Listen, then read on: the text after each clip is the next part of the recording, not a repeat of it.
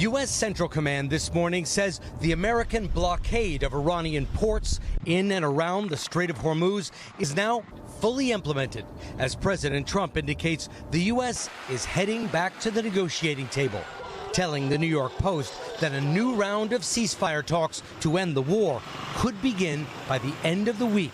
And speaking to Fox Business, Trump repeated his claim to justify the war, that Iran was about to make and use a nuclear weapon, allegations that are not supported by intelligence reports or weapons experts. I had to divert, because if I didn't do that, right now you would have Iran with a nuclear weapon.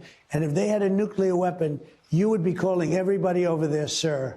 And you don't want to do that. He added that the war's aims are already mainly accomplished. I view it as very close to over.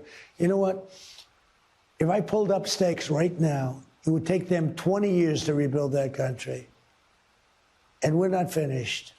We'll see what happens. I think they want to make a deal very badly. The new negotiations would likely take place once again in Pakistan.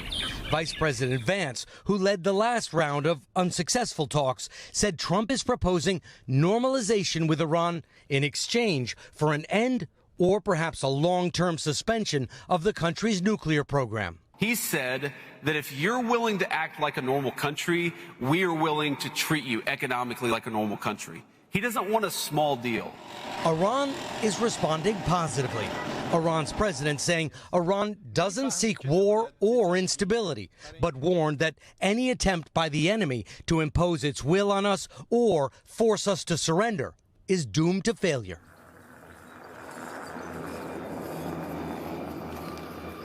President Trump is also under pressure from European allies to end this war.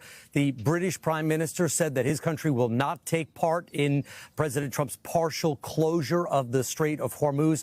And Italy's Prime Minister suspended her country's military cooperation with Israel. Savannah. Richard Engel, thank you very much.